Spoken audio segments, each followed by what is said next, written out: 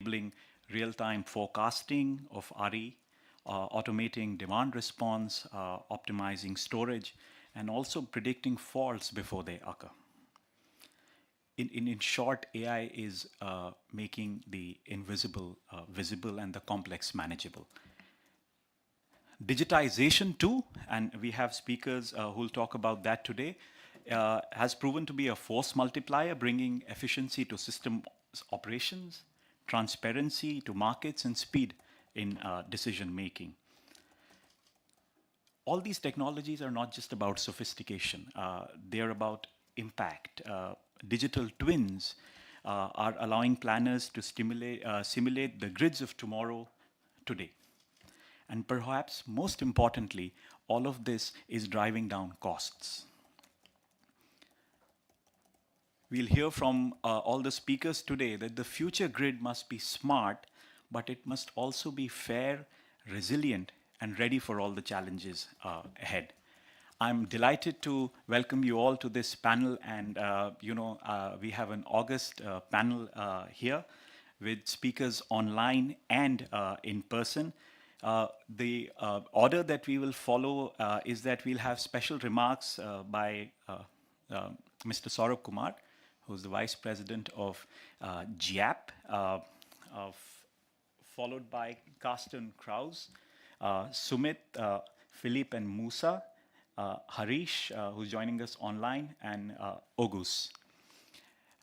With that, welcome you all to this panel. Let me hand it over to my Director General, Mr. Ashish Khanna, for opening remarks and taking us through the session. So, thank you, Karan, and a very warm welcome. Those of you who were there yesterday in our regional committee meeting, and those who are not, let me just take 30 seconds to summarize. We are seeing, we heard from Fatih Birol, the head of IEA. We heard from Kate Hampton, the CEO of SIF, and we heard from everyone here that we are entering an era where energy and digital are now closely intertwined. That looks at the future of how systems are going to be managed, how renewable energy will be planned, developed, optimized, and including for system efficiency, where half the world is still grappling with very high level of losses of up to $80 to $100 billion a year. The issue of skills was also highlighted. So with this, I think it can't be more timely that we are having this session. And as some of you heard yesterday in our strategy, that ISA is launching a multi-donor trust fund, especially looking at digitization, digital twinning of utilities in our member countries, with GIAP as a trust fund management agency, as well as one of the first financiers of the fund. So we are really not only going to talk today, we are actually going to look at how we are going to get it implemented. With that, I request Saurabh to please have his special keynote address. Thank you, Ashish. Director General ISN, the members of the regional committee, all the delegates and fellow speakers. I have a very short presentation just to set the context, and Swapnil, if you can just pull it up. What we are doing, first of all, we are extremely proud of our relationship association with ISA in leading the multi-donor trust fund. And digitization, as DG very rightly mentioned, is among the top themes that we want to pick up. Why we think this is really an issue and a need for a solution, and as DG rightly mentioned, this is something we have to pick it up. If you look at the utilities in the developing world, all of them have losses ranging from 15 to 25%. Compare this to developed countries, the losses are much lower at 6 to 7%. Next slide, please. So it is necessary if you really want, and this is what the slide indicates. If you see, most of the demand growth in the future is predicted from digitization itself. And therefore, it is necessary that we reduce the losses, make a financial turnaround of the utilities, because unless the utilities turn around, it is very difficult for the renewable energy, clean energy investments to come in. And that's why we have launched this this program that we're calling DUET, Digitization of Utilities for Energy Transition. Number two is there are tools available across the world. These are fit for purpose tools. For developing countries are often not available. Even if they are available, they are extremely expensive. And therefore, what is needed is create in-house expertise in Global South and create those tools which are fit for purpose for the domestic utilities. Next slide, please. So what is the solution? What we want to do is to create a digital public infrastructure of the distribution network and use AI-powered tools to make them eventually financially viable. And this tool basically will support not just the distribution utilities, as I mentioned, to reduce losses. How will they reduce losses? By two things. Number one, they will be able to pinpoint in the network in real-time basis where the leakages are happening. Number two, they will be able to, and there is a lot of stress on decentralized renewables across the world, particularly in India. And if you're able to integrate distributed renewables into the grid, use it locally, it helps the utilities reduce their actual cost of delivery of power. Number two, for system operators, we hear that renewable energy is infirm power, and you need flexibility, which will strengthen the resilience of the grid. And therefore, this is an extremely important tool for system operator. And thirdly, energy planners. How do you predict demand in a real-time world? India last year saw that the predicted peak capacity was off by about 7%. Now, this is a very, very serious thing. So what we want to do along with our partnership with ISA is to take this to at least 25 plus utilities across Asia, Africa, and Latin America, and at least try and impact 250 million people with about 20 gigawatt plus of distributed renewables.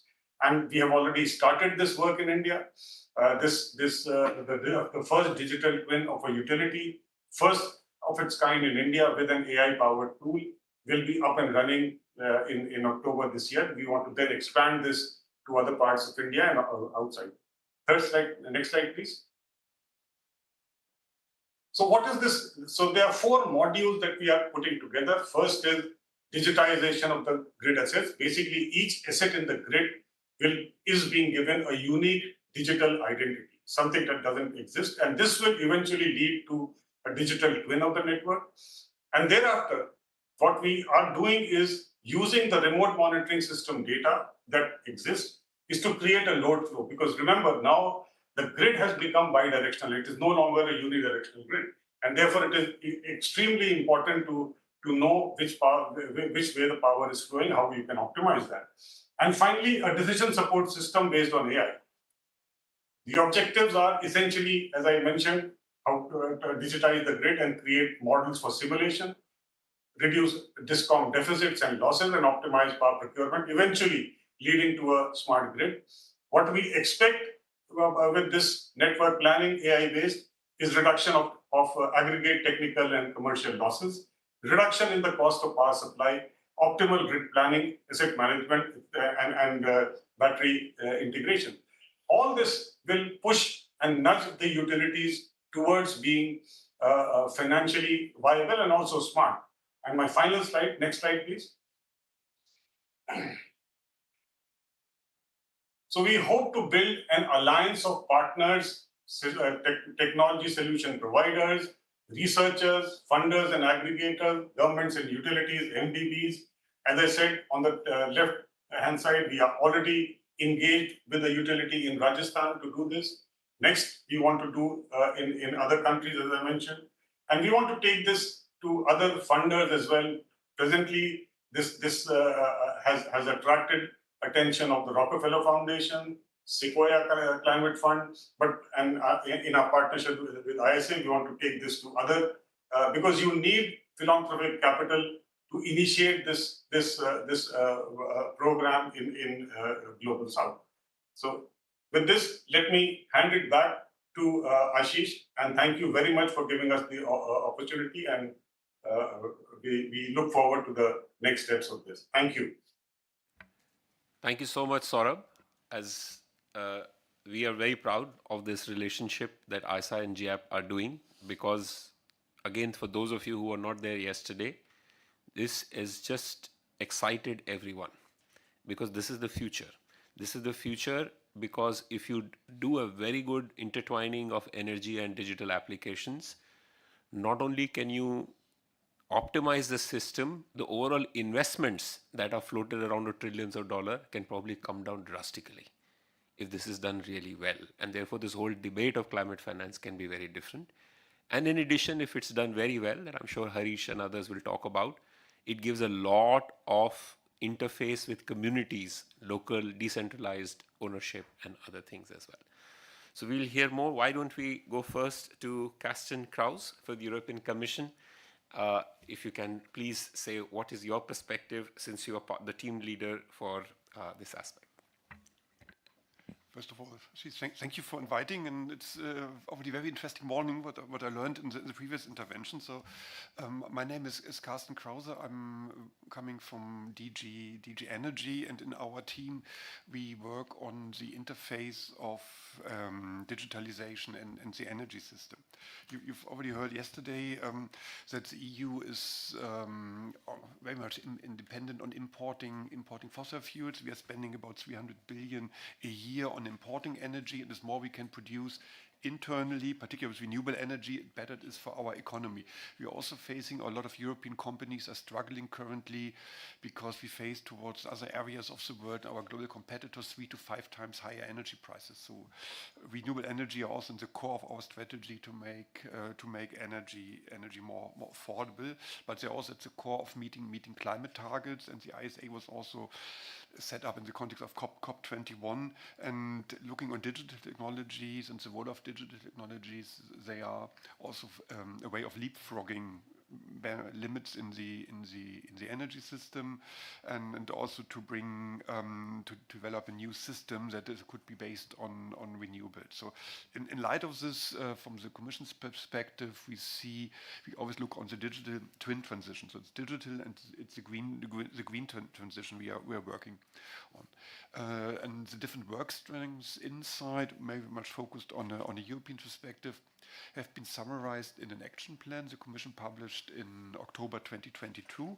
And in this action plan, we outline different areas to work upon, so facing some of the challenges and the benefits. Maybe the first part is to work more on the data side, working towards a European data space to bring the different data sources together in the energy field, because it's also a pre-assumption of AI. We wanted to make sure that there are more investments going into the digital system by, for example, developing smart grid indicators or smartness indicators. Because if you talk to different players, it's not really clear what is smart and what is really digital. So to get really a common understanding inside the EU. Another area we worked on was to work with citizens, to make work on energy communities, to also allow citizens to participate more. One aspect that's maybe more a European perspective is the different rollout of smart meters is one of the important factors, and some member states, the one where I come from, is very slow on the rollout of smart meters, and there's a lot to be done as an important element. It's also about skills, I think, to have the right skills available on the market, to provide the right partnerships to train people, to make sure that we work on AI, but also to work more in the action plan. We also looked more on the downside. So what are the impacts on cybersecurity, on the critical energy infrastructure? And we also found out that the energy and the digital community are not really corresponding to each other. So in this context, we set up a formal working group, bringing together member states, bringing together the energy experts, and also digital community in the smart energy expert group. That is a new element that has been set up. And we've also indicated that digitalization and energy energy is not just a European issue. So we also started to work a bit on the international dimension, and this meeting could be quite beneficial also for developing this a bit further. This action plan was published in 2022, and maybe AI, which is in the focus of our discussion, it was a big topic that only appeared to the mainstream audience afterwards. So we now have the mandate to develop this action plan further into, we call it a strategic roadmap, and we are currently in a phase to investigate what could be useful activities, because there will be no AI if there's no energy available, and also AI could bring a lot of benefits for the energy sector. The Draghi report, an analysis that outlines competitiveness challenges and opportunities in the EU, published last autumn, and was it outlined 50 use cases in the energy sectors. So, for instance, predictive maintenance, grid integration. There are a lot of opportunities. What we try is to identify certain flagship initiatives we could work on.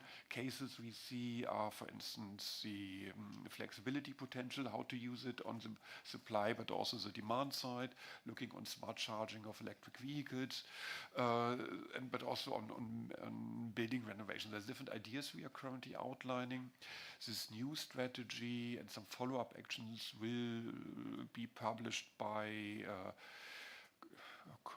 early 2026, and we are now in a fact-finding mission. So we will launch. So we are listening to you. We are brainstorming internally, but we are also learning from our interaction, and we will publish in summer, that may be July, it might be August, of what we call an open public consultation and a call for evidence, where we ask individual citizens, but also stakeholders from inside the EU, but also from international partners, to respond to some questions, also give us some insights and help us to learn more about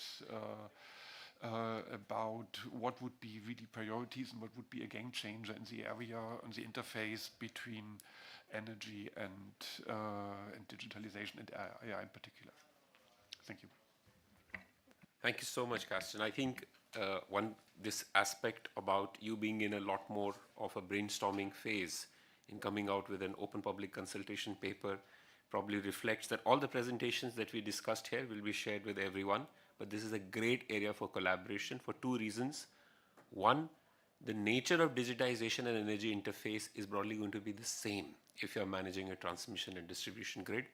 Two, it is very important to agree on standards and protocols so that each country and each region do not come with their own independent things, which either get into a proprietary problem or other. So I think these are very important areas, which actually is just the right time to call Sumit Chaudhary, from FIDE, who are working Beacon Protocol. As some of you might know, they were part of this big paper on digital energy grids, and they have been focusing on what does open protocols really mean for the future of energy. So Sumit, over to you. And this FIDE is also a very important partner. We are really looking forward to structuring a long-term partnership with FIDE. Sumit, over to you. Thank you so much for giving the opportunity to speak today. I think you covered, Saurabhji, you covered a lot of the core concepts of what FIDE and IEA published in the paper on digital energy grid. Essentially, it is about open protocols and what the country has done today in India in terms of using open protocols to completely transform our payment systems, our commerce systems. We are bringing that same concept of open protocols into the energy industry.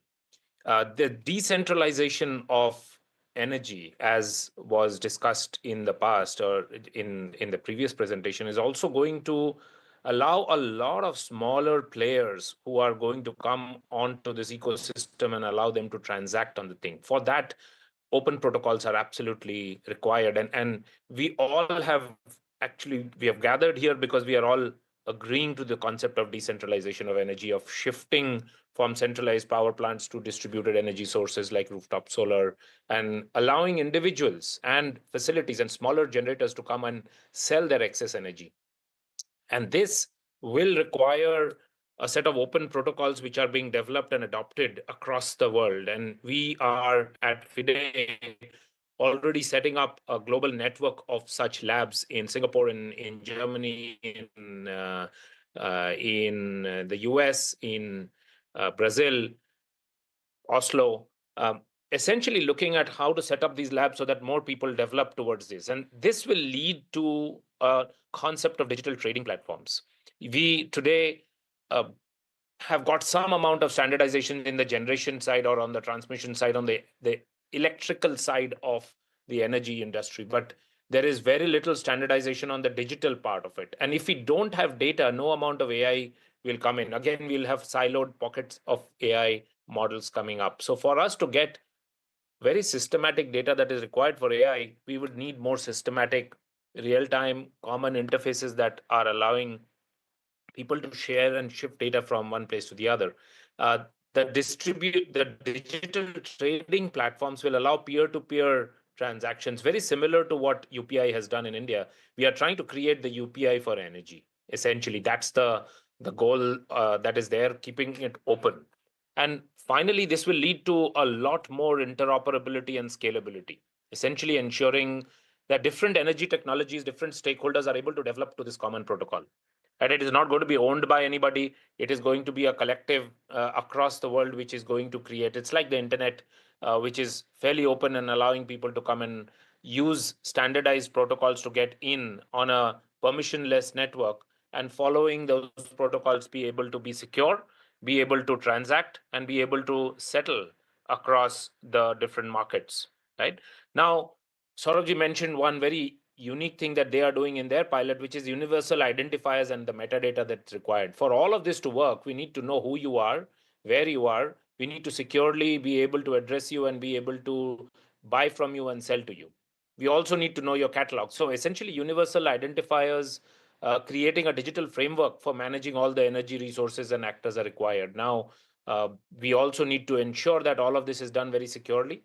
So that's the current model that FIDE is proposing, working with ISA, working with IEA to create this nomenclature, this language that is going to be used. Now, what are the benefits of the digital energy grid? I'll just go quickly over that. Mostly by now you would have figured out it is about increased efficiency, optimization of the energy distribution, and reducing transmission losses. Absolutely is a major focus of the DEG. Enhanced flexibility, allowing a lot more players to join the grid and not stay off grid, and therefore allowing us to balance loads across different profiles. And the fluctuating demand and generation across different regions will also be able to be taken care of. Will make a lot of it a lot more accessible. Today, accessibility is what is preventing a lot of people to come onto the grid or to transact with the grid. So it become one way instead of making it a two-way model. And this will generate a lot more entrepreneurs who are going to come in, a lot more finance which is going to come in, because new business models are going to get created. Like we have seen in some of the other adjacent industries, that such amount of standardization and a digital identity and a digital nomenclature and transaction methods and payments and settlement methods creates a lot of people to come in and talk about how they can be entrepreneurs and generate more employment. And finally, we all know we are talking about a lot more renewable energy coming into the grid, so supporting the transition to clean energy. I think that's the focus that the digital energy grid, working with in FIDE, working with IEA, we are championing right now. I can take on a few more questions later on, but I'll hand it over to you back. Thank you, Sumit. That was really, really useful. And something that came out very clearly is that for real use of digital energy grid, mapping of data of assets is very important. So the work that Saurabh mentioned about is an essential precursor to really fully utilizing. The two other aspects that Sumit spoke about that resonated with me a lot, Sumit, is one on the ability to democratize this. Today, the trading and others are managed by utilities. The future of this is just as e-commerce was completely democratized, energy trading can be completely democratized to all individuals. And that becomes more and more essential as we go towards decentralized renewable energy and renewable energy. So I think that point was very well made. We will come back to the questions because we'll open the floor, but why don't we come back to the room? and ask the Becquerel team of Philip Mace and Musa, who also have a presentation on this issue. So if you can make a presentation for about 12 minutes. Thank you.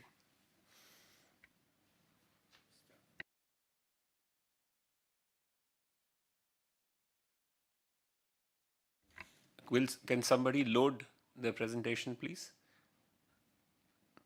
Yeah, there it is. Thank you very much. If you don't mind, let me ask those on the screen, can you see the presentation online? Yep. Thank you. Yes, we can.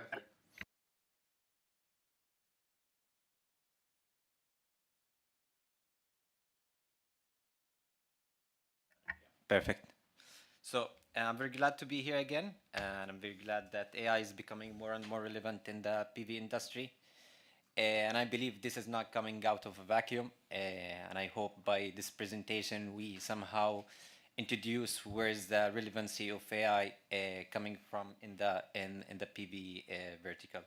So what we expect to see today is a sort of introduction of generative AI. Maybe it's going to be more focused on the software development market, but at some point we can project that into our PV industry. We're going to check the challenges in the different stages of the solar software development. We're going to see some advancement and automation in the solar sector, and we will pass on some industry insight and use cases across the different stages in the value chain.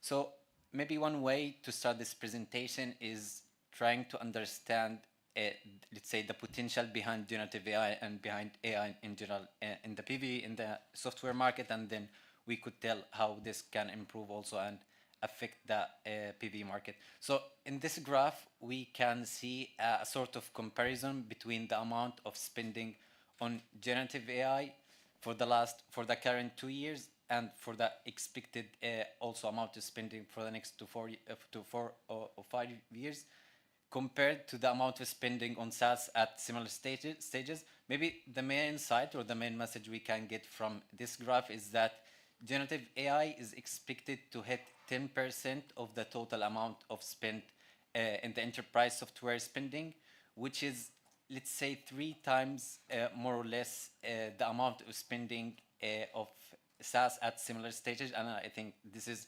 can, let's say, show the significance and the impact generative AI is making in this market and in the different other verticals.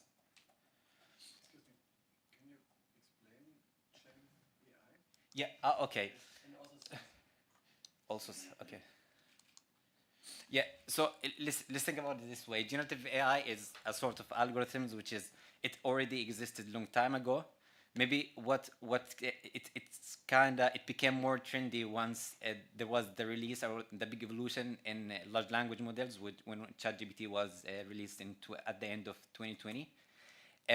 It's a sort of algorithms which, let's say, in a nutshell, it generates samples, it generates data. This is more or less what it does. Compared to SaaS, it's like an entity or the technology which is most of, let's say, the software was built on for years and years, regardless the technology behind these technology entities. So generative AI is more, let's say, a sort of algorithms. SaaS can be already part, or generative AI can be already part of SaaS.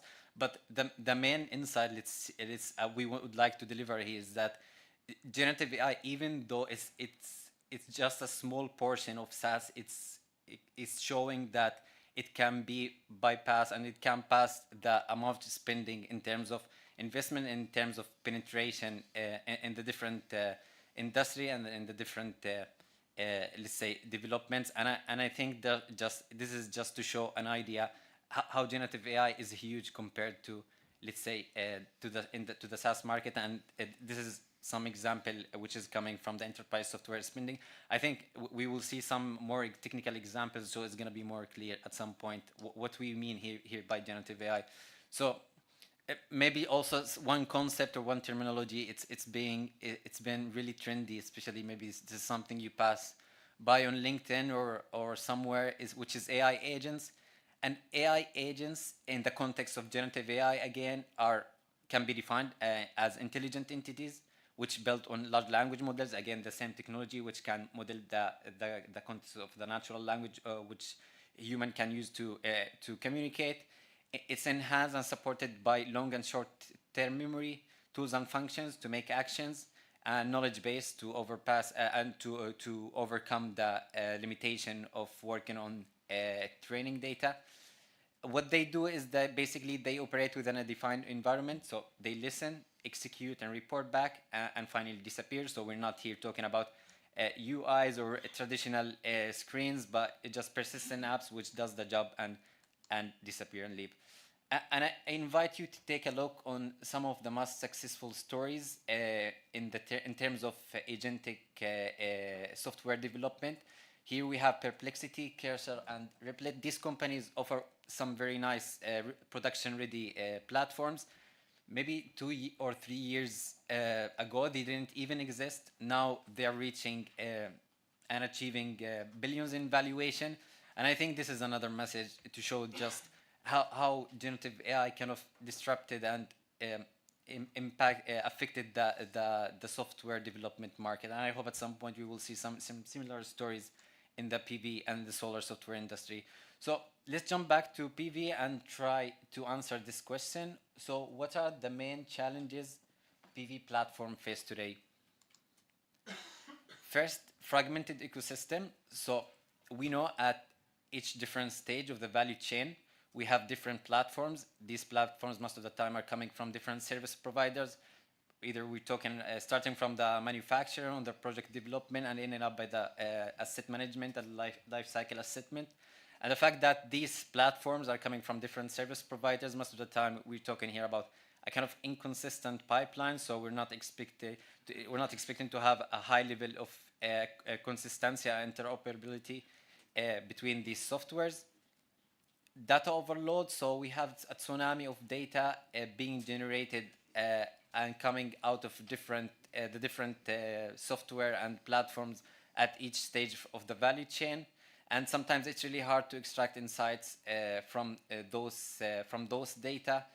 For example, in the case of performance or operating and maintenance platform, where we have the dashboard, which is the main feature on those platforms, it's really hard sometimes to extract those insights. And even if your platform is offering an advanced filtering features, it's really hard to deal with the amount of data being generated at each stage and at a very high time resolution. Inconsistent interfaces. So every service provider, when they would like to introduce a new feature, they end up introducing a new screen or a new widget in their platform or on their website, and the user at some point can get really lost and can end up just using a very small portion of the platform, so we cannot get the best out of the platform.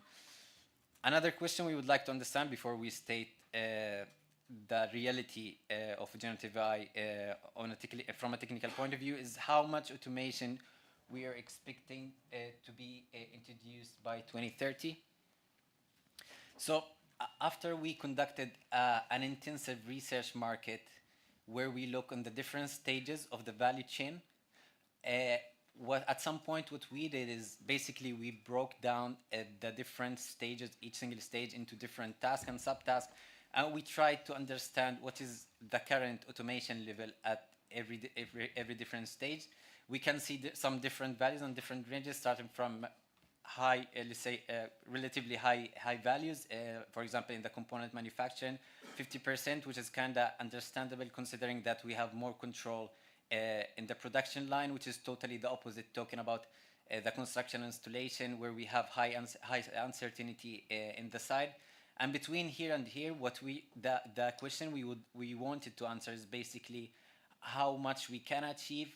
So looking into the different technologies we have now coming from the tech industry, and trying to project the evolution and the progress of these technologies. So here talking about the AI topic, the automation, the robotics, computing infrastructure, and computing resources. We think that these values can be achieved if and only if we unlock the full potential of the different emerging technologies, and somehow we find a way to apply them on the different stages of the value chain. some could tell that these values are kind of optimistic, but we believe honestly that they are conservative when we compare them to what was already reported by some other service providers and stakeholders. So maybe we don't have time to pass through the different stages of the value chain, but just to give some examples on what we're talking about is here in this example we have two different images for the installation and the construction phase. We see that at some point we started seeing a high movement toward deploying robotics and field robotics for the different stages and for the different tasks.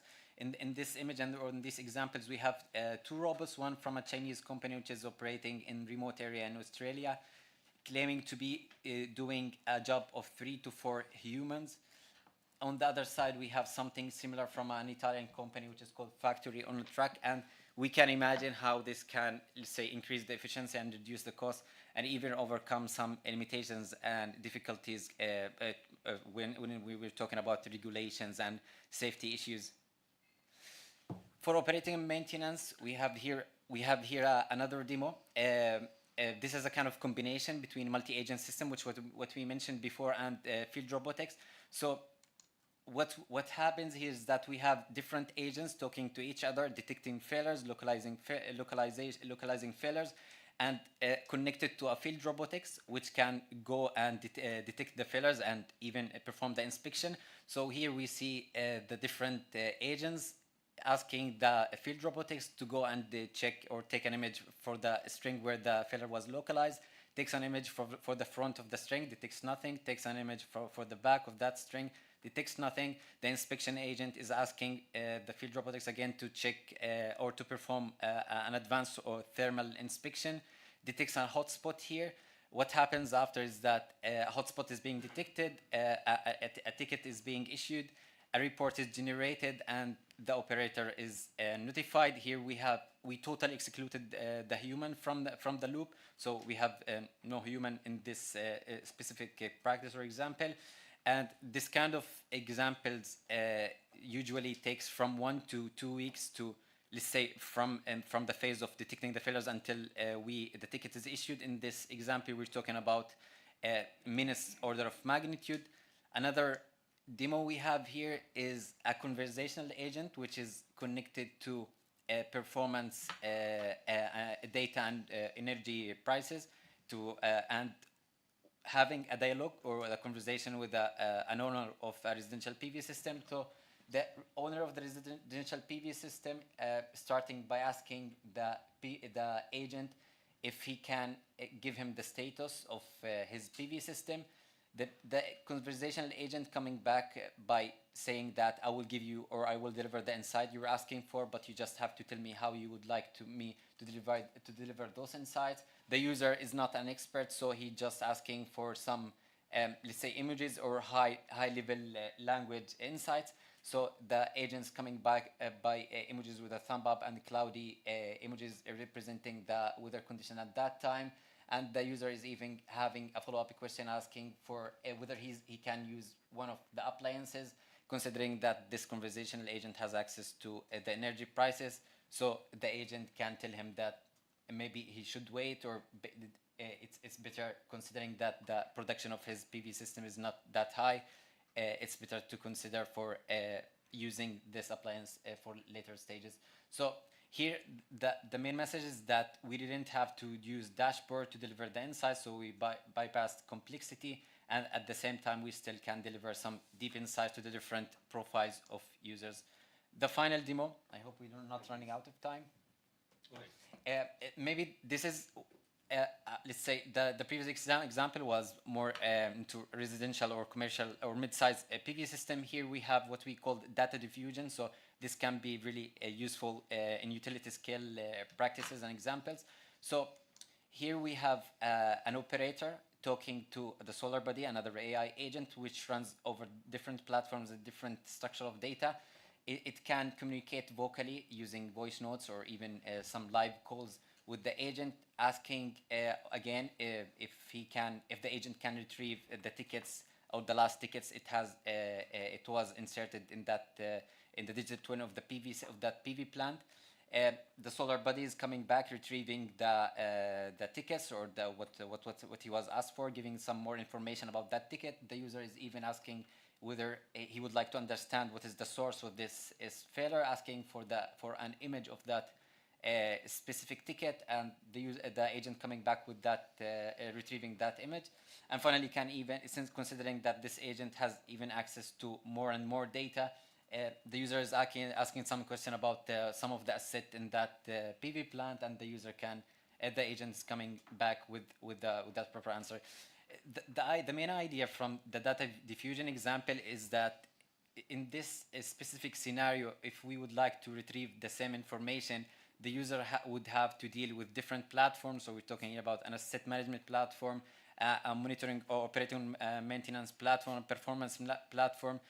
The main idea is that if we somehow find one global and one universal platform where insights are being delivered in a very easy way, and users can still get whatever they are looking for, this can reduce the time, and of course we're talking here about some significant cost reduction while delivering the final insight. So the final takeaway, we believe that generative AI is transforming the PV software industry. It's unlocking new possibilities. We're somehow seeing and observing some shifting from static software and static UI screens into autonomous and conversational workflows. We believe that the new generation of software and platforms could be not UI driven, but AI agents replacing those traditional UIs. Users are being orchestrators more than being normal users or traditional users, which is gonna be opening, of course, new opportunities, but also this can be way easier for the user, since he can easily define his intentions, and those AI agents can manage the execution phase. So that's it from my side, and thank you. Wow, that was great.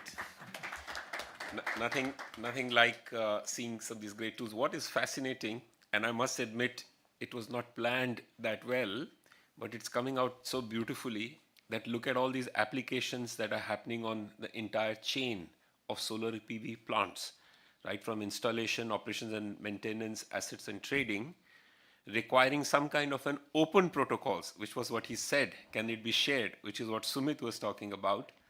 But all of this will need to be replicated at the distribution utility on the digital twinning. So I think all that we have heard are now just completely aligning of how the sector needs to work together.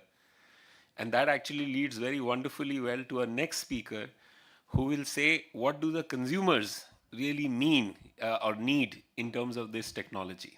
So Harish, who has been leading one of the leading non-profit Selco Foundation, and now really dabbling with use of AI, and he's the one who told me about an AI tool of Apurva as well. So Harish, you hear all of this, and you are the interface with the consumer. What do you make of this and where we are headed? Over to you. No, thanks, Ashif, and wonderful to see everybody here.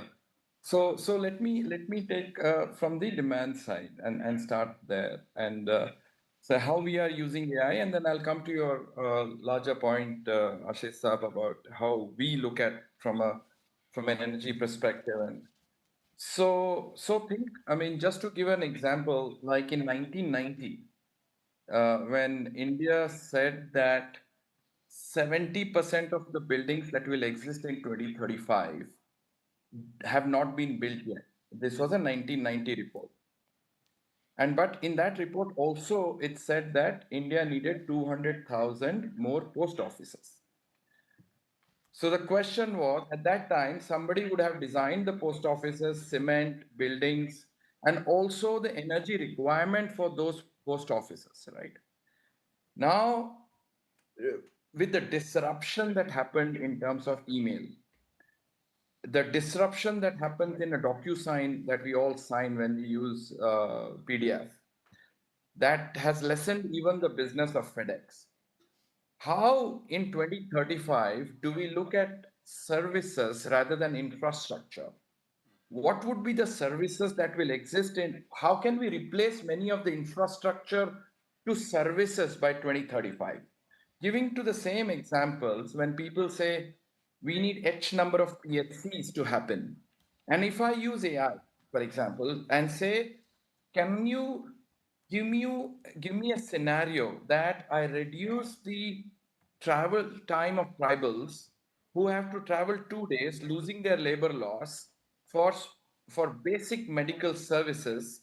Many of the answers that would come out is, how can I create 10-foot by 10-foot teleservices in the villages using solar to power those teleservices, using high-speed internet, and if a person, tribal person, does not have to travel and waste 2 days time, has an access to 5 doctors on the teleservices itself, and saying that my blood test and everything is taken care of, you don't need to come to the hospital in the two. Now if I have to build 200,000 more PHCs in the future, I should ask the question, what are the services that the PHC will offer? Can I democratize those services into the rural areas? Which part of it? Rather than having a standard 2,000 square foot PHC, public health center, can I only have it 1,000 square foot for maternal delivery room? And my question, second question is, what is the largest form of deaths for maternal women is the lack of accessing such services. Can I democratize the the maternal labor rooms itself, mobile, decentralization, democratization, right? Now, suddenly what happens when we start using AI to look at holistically from an energy efficiency perspective, from a building efficiency perspective, from a transaction point perspective, from an end user, I come up with a complete different model. In some cases, I don't even require a building, for example, or I require human services that don't need to travel to the villages, for example. So if I had to, in some cases, if I had to create a PHC which needed a 10 kilowatt system, now with this democratization, total energy need for me is 2 kilowatt. So I have saved 8 kilowatt from rethinking infrastructure to services. And lot of, for example, when we use AI, Apurva, in our one that Nandan's team and he has been working with, breaks completely, saying that what is in 2035 I need. Because if I start from the grid perspective, I assume that grid is going to be there. Can I not look at from the other side and disrupt? Would many of the interventions that I'm doing should not become a typewriter by 2030? So why am I creating energy systems for those typewriters to run in 2030? So same way, what is my livelihoods that should remain for the 600 million poor Indians, poor Africans, Latin Americans that are not a typewriter in 2030? What type of futuristic energy health services that these 1.2 billion people actually do, where I need least amount of infrastructure, that means so much of cement is actually disrupted and not needed. I don't need to put in grid lines. Can decentralization or democratization happen in the truest form, which leads to democracy? So Ashish Saab, is that how are we using AI not only to increase the efficiency, decrease the transaction cost for the poor, and more importantly, the fear that people think that AI actually is going to reduce jobs.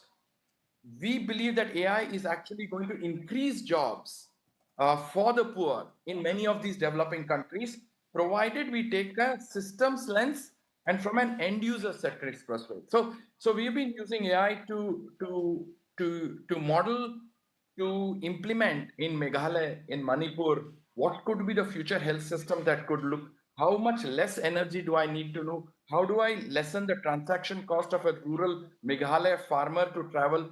How do I increase his or her livelihood options by using AI for market linkages? So we are using AI from an end user's perspective, which is lowering transaction cost, increasing incomes, increasing job in many ways. So can we use AI holistically rather than just looking from one perspective, that is from a supply side? Can I relook at AI from a demand side? And so to the last, I'll close with an example where we were looking at hydroponics for dairy value chain. And the way we look at energy for a dairy value chain is you have fodder, you have milking of the cows, you have the cow shed, you have the storage of the milk, and you have a processing of the milk so that the farmer earns more than just selling milk. Solar can play a role from hydroponics to milking, solar powered milking, to chilling, and all these places where AI can actually be used. I'll just focus on one thing. When we had a problem statement about working for hydroponics in drought areas in Ethiopia versus drought areas in India, how do we look at farmers using hydroponics? And we were having the AI in our meeting as a participant, and we basically told AI afterwards, after we were discussing, and our AI is, she's also a participant in the meetings. Basically, she said, is there something that we missed out? We asked the AI. The AI said in the whole of the discussions, you talked about hydroponics in drought areas where the farmers are going to have drought for 4 months. Where is the income for the farmer so that he can pay the bank the loan for the EMI that he had taken for the hydroponics, which was completely missed out in the meeting, right? So AI pushes the program design multiple steps forward, better utilization of philanthropic capital, lesser use of energy and resources. So AI is a fantastic way to increase incomes for the poor, lessening the transaction cost. Thank you so much, Ashish. Great. There are few sessions which just seem to get better. And this is one of those, the layers that we are discovering of how we can actually work is fantastic. And things, Harish, you mentioned, you are basically challenging us who have been in the sector for about 25, 30 years, that the way you do planning of the sector, of what the consumer needs, what the new jobs of 2035 would need, what the services would need, probably will have to be completely rethought based on what AI can deliver and how infrastructure can be delivered. And this, I believe, is actually a great question for developing world where most of the assets are yet to be constructed. So there's a very big question that you can fundamentally alter your energy requirements and the way your energy infrastructure, solar can be built. Because if you think of it as a service and livelihoods, then the way the services will be delivered will be very different compared to a standard grid base or a very standard decentralized renewable energy base. Excellent. So why don't we end with the private sector entrepreneur who's amidst us, that with all this mega trends that you heard from across the energy sector value chain and the potential and the consumer and demand side, what's your private sector lens saying? So let me invite Ozgur Kirnal, who's from Energies Cloud. Thank you for giving the opportunity to participate here and a bit tell from a private sector point of view what we are facing in the field. I'm Oğuz Kıranlar from Energies. Normally it will be our CEO Angelo Santoro that would participate, but I'm representing him as head of product, therefore more technical on the software of energy management that we are working on. Knowing a bit the discussions with the users of our platform Energies Cloud, who are energy engineers, energy professionals who are dealing with more the consumer side of the value chain of the energy landscape in general.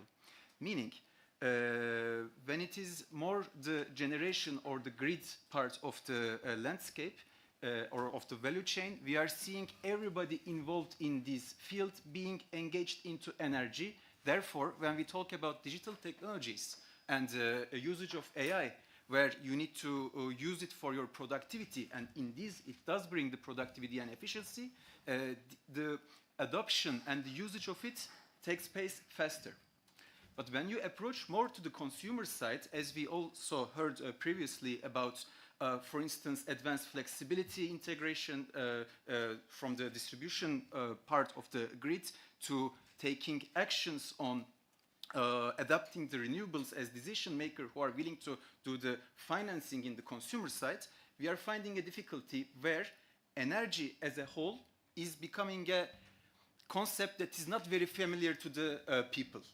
Let's take a consumer like a retail whose target is to open as many new stores as possible in Europe within 1 year. And the C-level people, the board of this organization that has the full power to integrate renewables or to participate in flexibility, their focus is to increase the revenue of the store and the number of the store.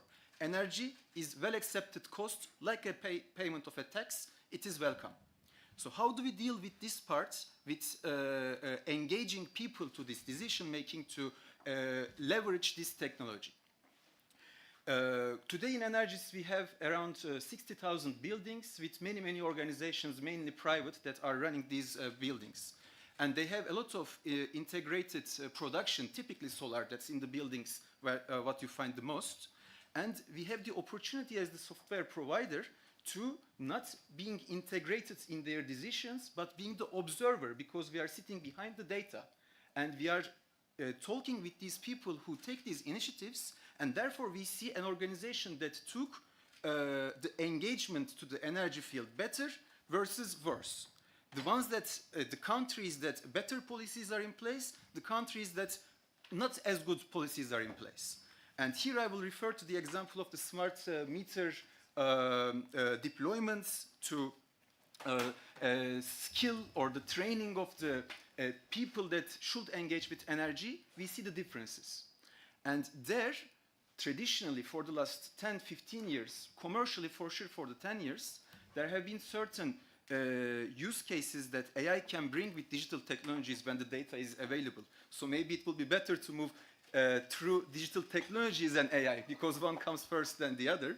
And once these are in place, we are seeing some use cases like predictive maintenance or anomaly detection on the waste, or potential to prioritize better your asset management activities in general. It has been already doing a good job as long as there is good data behind, of course.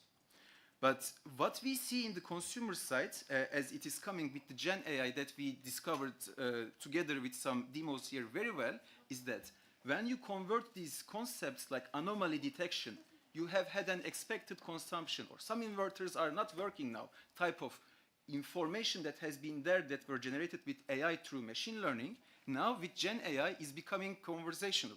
So a lot relates not only for the PV software only, but in general energy management, this conversationality of the technical problems that energy people can understand better is making the huge impact to democratize, to engage much more people.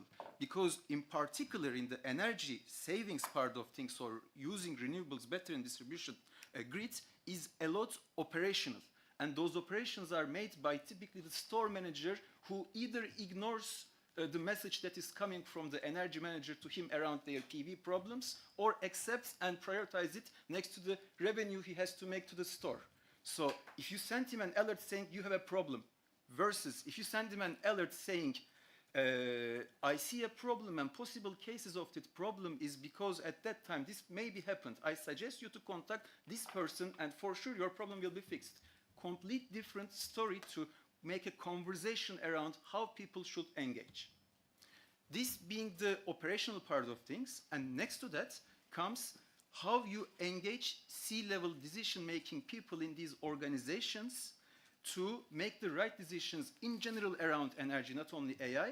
And this is happening through the transparency, and again, making a report that is the result of maybe 100 different initiatives that resulted in 10% of energy savings within a year, to make a report that is much more easy to read, understandable, and a subject that you can cover in half an hour in a board meeting that is happening once a year on this topic.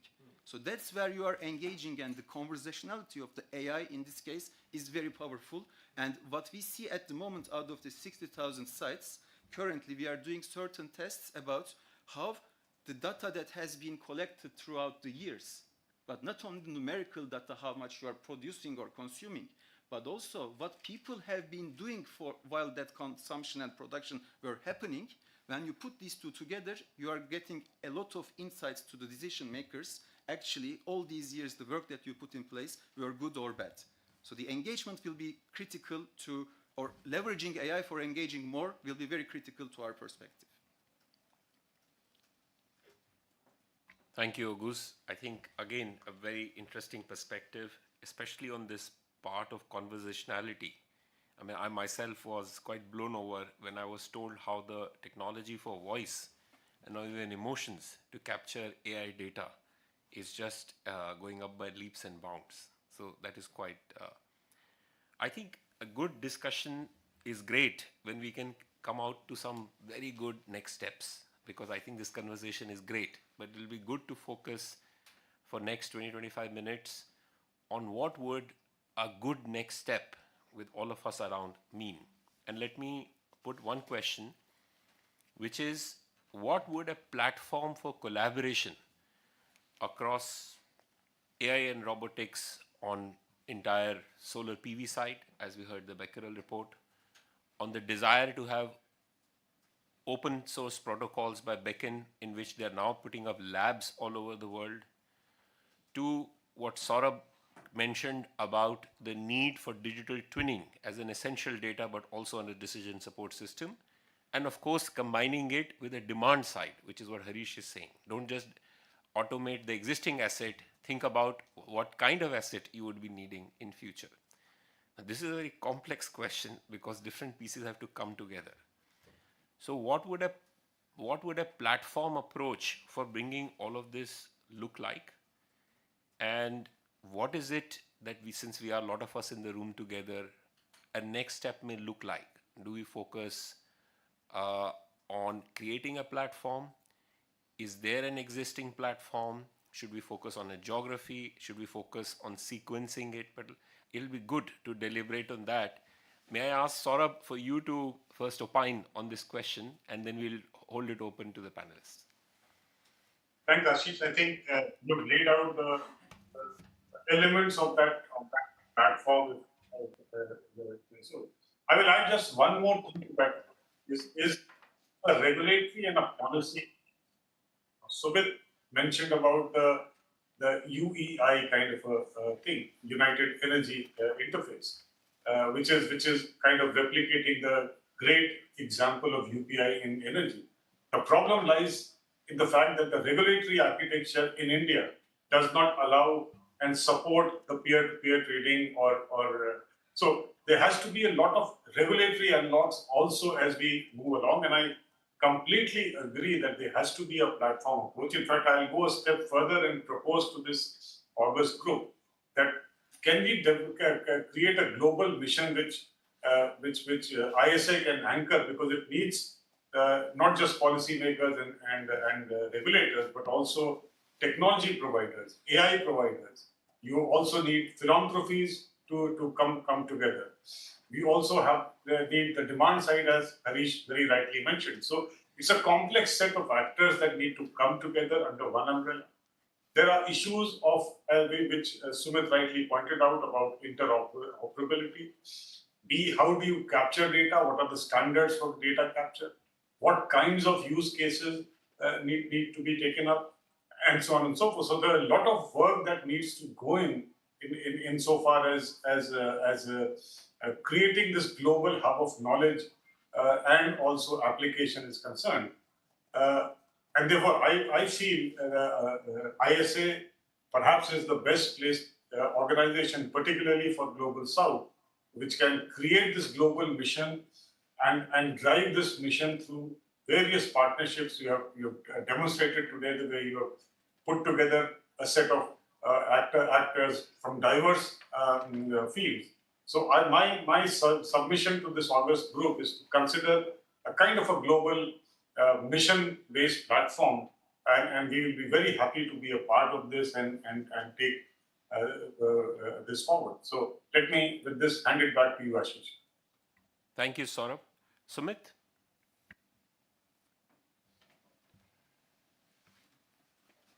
Sumit, would you like to go ahead? Can you hear us? Can you hear us? Okay, we have gone mute. Now. Can you hear us now? Yep. Okay, great. So Sumit, please go ahead. Sumit and Harish. Yeah, I think I completely agree with what Saurabh just mentioned in terms of you leading this initiative. We will also be quite interested in taking part and working with the projects which are going on. And only in these incremental projects will we be able to are testing this common protocol out. And it is not through 1, 2, 3. We will need probably 5 or 6 such simultaneous projects going on to make it really acceptable to the regulators. We have gone and spoken to a lot of regulators, they want to touch and feel it. They want to make sure that it is really working. And I think there's a lot of capacity building that needs to happen. And we have started that conversation with the regulators right now, because we understand that without that framework, we will not be able to democratize energy. And without that, we are not being able to do that balancing that people are talking about. So getting them on board, they all come from deep engineering, electrical engineering background. So again, they are quite familiar with standardization of energy, but we need to get them to be familiar with the standardization of digital technology, which will completely change, as Harish said, that if we change the paradigm, maybe less energy will be required, maybe less plants will be required, because we are sort of doing it to an old paradigm. I think that I agree with the approach that has been suggested, and we'll be happy to be part of that. So Go ahead, Harish. Thank you, Sumit. you're muted. I think they mute me because otherwise you might have an echo. Can you hear me now? Yes. Yeah, go ahead, Yes. please, Harish. Thank you, Sumit. Yeah, thanks. So I think with the cloud that ISA has, and with the partnerships, we should pick up actually 4 or 5 areas. For example, the energy health area, energy livelihoods area, map out the 20, 30, 35 scenario, do that in 20, 30 places immediately. And it's not a big thing, but which we can actually look at the scenario for the next 1 year, which are the areas, which are the pilots where we can actually substantiate, showcase to some of the policymakers that how AI and an integrated approach between development and energy could actually lead to a faster in terms of scale up. Because end of the day, the scale up is not about how many people got electricity. For many of the countries, the issue is that how many people actually got out of poverty. I think there's a difference between people getting energy and people getting power, getting out of poverty. Just getting energy does not mean people will get out of poverty. So this is an exciting time where I think with the ISA's leadership under you, Ashish Bhai, is that we cross cut between 2 or 3 of these sectors, showcase how the development can actually scale up in a much faster way. Just to give an example, every time when we talk about energy efficiency, we always look at funding from the energy perspective. Now, if we actually put the ball into the health side, the scale up will happen not only faster because it's their prerogative to make it happen. Also, you unlock funds that the health sector had. Same thing, you're going to unlock funds that the livelihood sector had, because the end goal for them is to increase livelihoods. Today, the energy sector only looks at where is the energy funds to be unlocked. I think we should use the platform from ISA to bring these other players to make this happen and unlock more funds than just looking at energy sector to do that. And I think there's a beautiful game that AI can actually play between these. Thank you, Harish. Can you hear us? So I will probably go for the same question to panelists here. What do you think this platform will look like? Would you like to begin, Carsten? We are in an early learning phase, and I think what we see is that when you talk about 2035, I think when you look from an AI perspective, that's very far away. When you look to the energy system, for many parts of the energy sector, looking on the infrastructure side, 2035 is almost the next day. So we work on different time levels. So to get on a platform, and particularly looking on this global interest, is to bring in the different time elements together, and also to maybe start on some of the low-hanging fruits where it's easy to also demonstrate some benefits in global cooperation. I think there's some good examples there, and to see how to align those different elements on a short step. So it's maybe something to deepen up in a different setting, to see what might be areas of of interaction, linking up ongoing research projects, or some of the governance activities we start in the EU, and maybe to see how to elaborate on this. It might be, from my view, a first step where we could demonstrate, and then maybe developing a pathway towards 2035, because the objectives that we set us in the EU is to have a full uptake of AI in the energy system by 2035. So a lot of small steps on the way. So it's maybe to outline also a pathway how to walk together towards 2035 in the EU, but also with international partners. Thank you. From a private sector perspective, what would you like this platform to be shaped like? I think I could give a general principle type of approach that we have. I think as a software company that is dealing with the collection and the centralization of the data on a very complex system, we are a bit, if I make the analogy to the energy, you have the active energy and you have the reactive energy, right? Or the friction versus the movement. You in the end want to move, you want to get the good energy out of it, but you are losing with friction, you are losing with reactive energy when you are doing things. From a data collection and data management point of view, when things are not standardized, when things are in every different shape that they can have, you are spending still that good quality of your skills as a software, where you know how to speak with data, but you are wasting all that skill and time, with that effort, into standardizing things so that you can get the active, good, useful work after that. So the less we spend time as software providers in making sure that things are in good shape to start working on them, like starting or applying AI, the better for us, because these people's effort and skills will be invested on actually much more useful things than bringing or trying to bring a standard to a very complex system. So in general, standardization and assuming a platform will bring that is very, very crucial for us to make better use of our effort. That's very clear. Ties into what FIDE is also doing on the Beacon protocol. And let me also ask this question, Philippe, to you and the team. You've spent a lot of time on this report.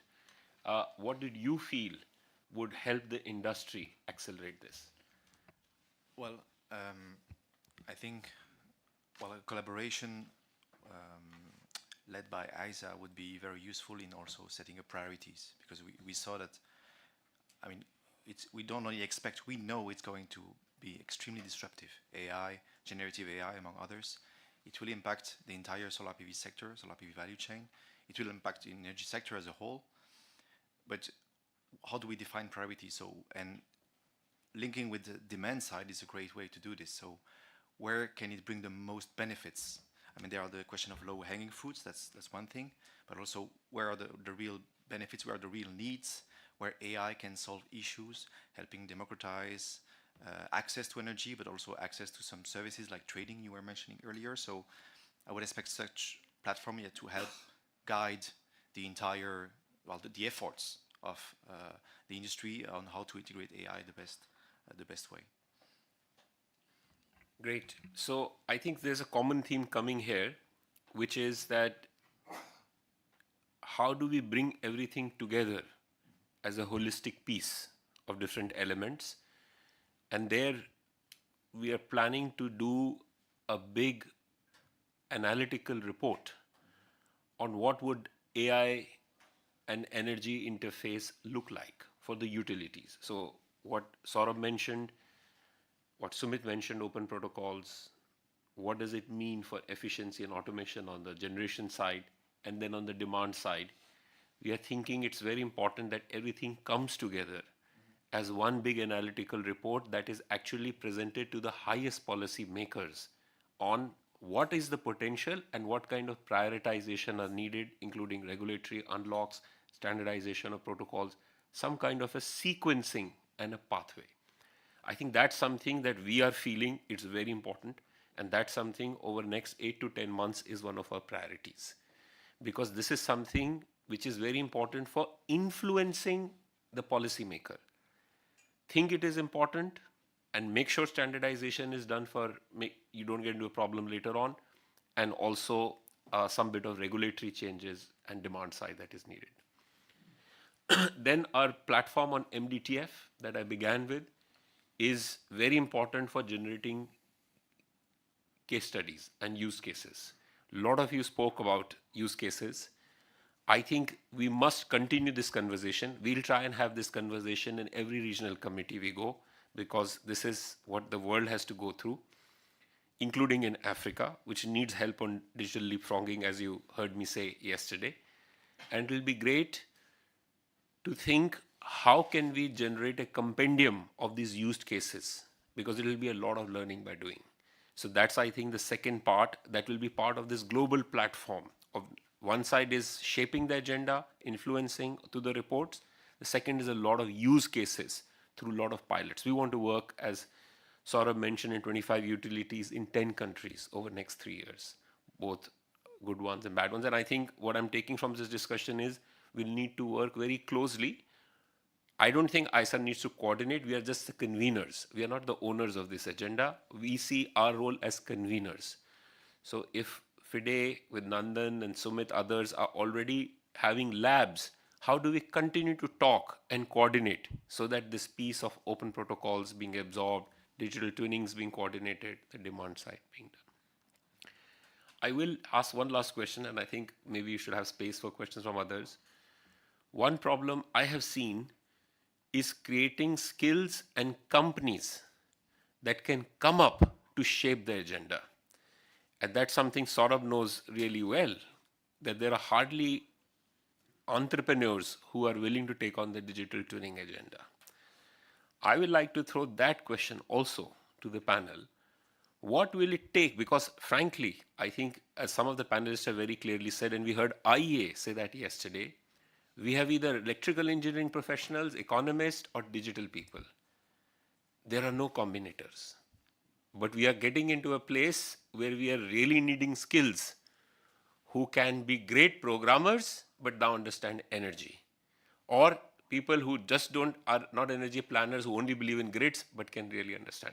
How do we accelerate the skills and entrepreneur agenda? I leave it open to the panel, whoever wants to come first, and this is a question that we'll open up others as well. Saurabh, you have grappled with this, you want to come, and then Sumit.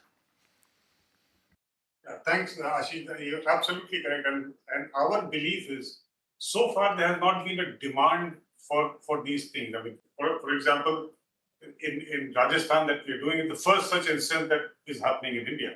And what we intend to do in the next 2 or 3 months under this partnership that we have with ISA is to come out with an expression of interest or a request for proposal, just to tell the market that this is an activity that will possibly become large. And given my experience in other sectors where the markets have not begun, I think these signals of demand are absolutely essential. Our experience in the last 1 year with a startup in Bangalore is actually shows that it is possible. It's just that people have not been contacted, that market has not been opened up. So I think that's where the leadership and convening power of ISA becomes absolutely essential. Yes, we need to have many more players in the space for digital twinning, AI, and I think the demand signals from the market are extremely essential. So let me hand it back to you.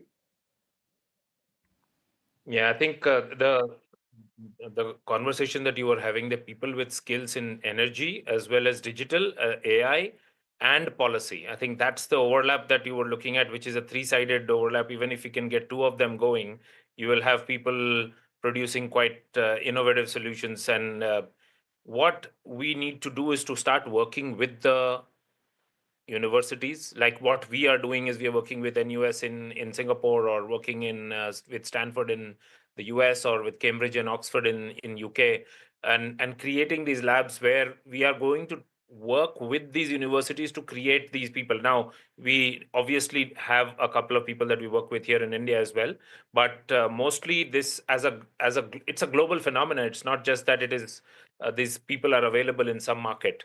And as Saurabh said, that more signals, the more projects that we take on. Initially, what ISA can do, what GIAP can do, or what we can do is to start doing pilot projects, bring such people in, bring the two sides together so that both sides go back trained in each other's skill sets. I think creating cross-pollinating teams into real projects. I mean, I have been talking to many of the utilities here in India, and we see them asking us for AI skills and load forecasting skills and others. But when I look at the kind of skills that they have got and what they are trying to hire today, it needs cross-pollinated teams from different industries to come together into real projects.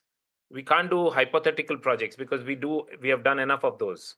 Now we need industry to pull some of these real projects together. I think that's what we need as a group in this call. We need to stimulate these real projects and fund some of them with collaboration from industry and academia or startups who are just coming out of there with very deep digital skills. Thank you, Sumit. Harish, and then we'll open up for the last 5 minutes to the wider audience in the room.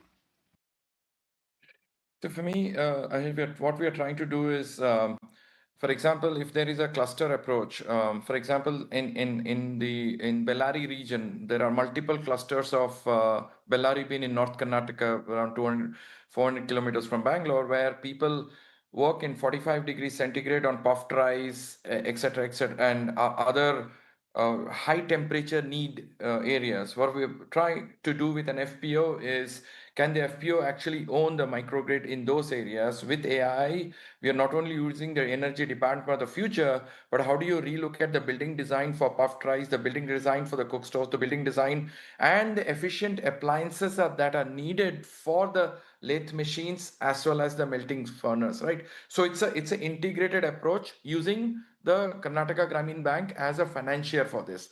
Same thing, there's another farmer group which has 3,000 organic farmers under this portfolio. They do end-to-end processing at the cooperative level, and there is a need at the farmer level. So you can have a larger grid at the FPO level and microgrids at the individual farmer levels. So there's a healthy connect between what they are trying to grow, what they are trying to sell, and what they're trying to process. So energy needs are very different. You can come up with different models to make that happen. Thank you so much. Why don't I open up the floor if anybody else? Let's hear Bertrand. Yeah. So Bertolt Breit from Renewables Academy, RENAG. We are a training provider in the field of renewable energy and energy efficiency. To your question, well, what could ISA do also to increase the workforce development? Yeah, also the, let's say, cross-sectoral workforce development. Just an idea. I think universities, as also Sumit said, play a crucial role because, I mean, they continuously produce like staff working in many different places of the value chain.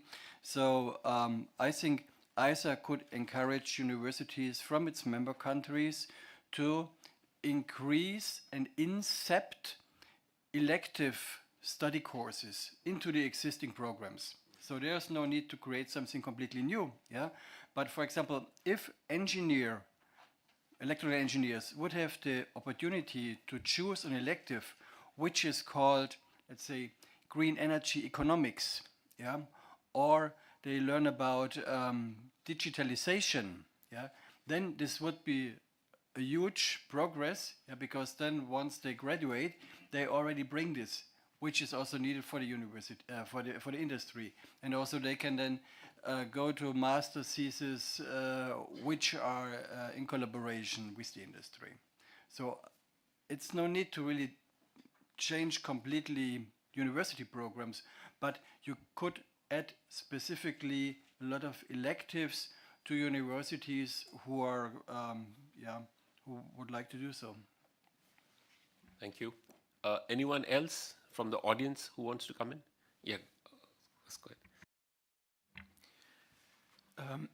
With regards to skills and increasing a knowledge to make this more market ready, all what we are discussing, one, let's say, hiccup that we experience around the collaboration between the industry and the universities is that when a certain project is put in place, it is typically the technical people together, such as the electrical, mechanical engineers, software engineers, and data scientists.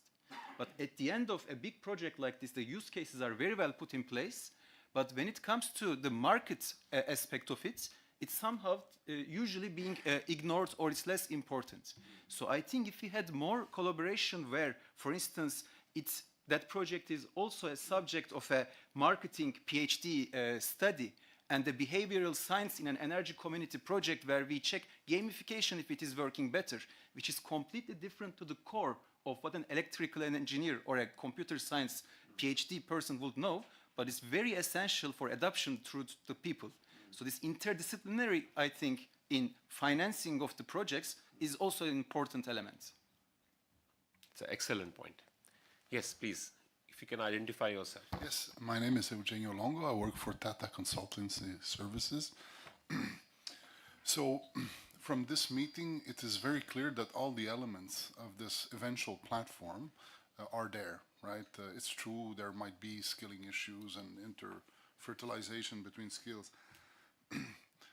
But we should not underestimate, and nobody mentioned it, and perhaps this is the real issue, it's about change management. This is something we do on a daily basis in the IT world or IT consultancy world, but there's a big change management dimension to what you're talking about. We have legacy systems, we've got legacy regulation, assets, businesses, and the interests around that legacy are such that it will stop this transformation, which is required, right? So whoever wants to do this kind of transformation needs to get into the mindset of change management. And this is key, or else it will not be successful, because the ones that own the legacy will defend it. They will defend it. They will not have the maturity to do the change, right? Or the interest in doing it. Maybe you will have 1 out of 10 companies that will want to do the change, but not 100%. And you will need 100% of the stakeholders on your platform. It will not happen without it, right? There was the mentioning of the internet. It is true. The internet has created that platform that works at global scale, and it started from scratch. But it had no legacy. It started from scratch. It was born digital. Energy was not born digital, so we're re-engineering something old, right? And perhaps the biggest opportunities are in the developing countries, because that legacy is less present, right? Because it's not there. But ultimately for Europe, where I live and where I work, that's the big issue. You know, the policymakers throw continuously these regulations, and the pushback is very strong. We saw it with the Green Deal, right? If you look at it at a higher level, the Green Deal was the strong pushback, political pushback, and it was shown in the elections that we have seen in the various countries, and even at the EU level, that there's a pushback because they want to stay in the legacy. So again, it's not that there's no willingness to change, but that change needs to be managed. And I see no elements of that in any meeting I go. So I encourage you to look into the change management dimension of things. Thank you. Thank you for highlighting it. Actually, that's very, very true on all aspects. For somebody who has done a lot of change management that we can talk separately, I couldn't agree more. One last comment, maybe at the floor we can take. Yes, Musa. Yeah, thank you. Maybe I just want to stress 2 points Samit mentioned. The first is about the necessity of having some real projects where we can bridge some gaps existing between the research and the academy and the industry partners. And I think if you take a look on what's being achieved in the research, there's a huge gap where they end up just having some proof of concept or MVPs, but they've never been pushed into some production-ready platforms. And I think here we're losing many opportunities. And the second point he also mentioned is about the necessity, again, of having and enforcing AI experts, even if they lack, let's say, energy expertise. And the issue here is that in many cases, if you're trying to answer the question of digitalization, the energy expert would force the answer into the frame of his expertise, which is not necessarily gonna kill creativity, I would say, but we could lose some, opportunity, some real big opportunities for having some nice and efficient implementations. So I think from a technical point of view, since let's say we've been doing this stuff for a couple of years now, I think this is one of the main issues we've been suffering from. In the interest of time, I know we are a little over. Thank you very much for all the panelists, especially online, the entire GIAP team, Saurabh, Nidhi, Vishwaru, Sarup, Sumit, Harish, and the panelists here, our European Commission, Sug, the entire Becquerel team. And look, I think I don't need to summarize. It's an extremely rich discussion. This change is coming. If you don't give a structure to it, it will go in directions that can probably be not very conducive. So having as I mentioned, a big report, but also we have launched the MDTF because we want to learn by doing. So we are hoping that in 2 or 3 Indian states, Brazil, and 2 or 3 countries in Africa and Asia is something which will be rolled out within next 1 year. Because as you have heard, demand will create entrepreneurs and others. So it is our role to actually put those things in the market. So if you are interested, stay engaged, and this is something that's going to be very exciting going forward. Thank you once again, everyone.